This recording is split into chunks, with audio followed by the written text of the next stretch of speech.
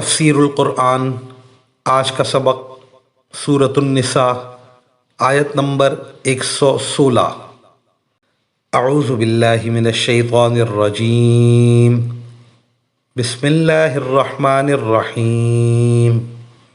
ان اللہ لا یغفر ان یشرک بہ ویغفر ما دون ذلک لمن یشاء وَمَن يُشْرِكْ بِاللَّهِ فَقَدْ ضَلَّ ضَلَالًا بَعِيدًا۔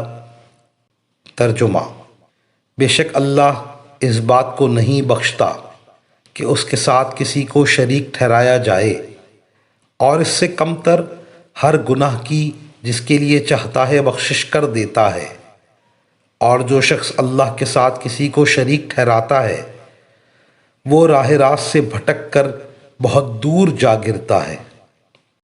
اس آیت کی تفسیر میں مفسرین کرام فرماتے ہیں کہ شرک سے کم کسی گناہ کو اللہ تعالیٰ جب چاہے توبہ کے بغیر بھی محض اپنے فضل و کرم سے معاف کر سکتا ہے، لیکن شرک کی معافی اس کے بغیر ممکن نہیں کہ مشرک اپنے شرک سے سچی توبہ کر کے موت سے پہلے پہلے اسلام قبول کرے اور توحید پر ایمان لے آئے۔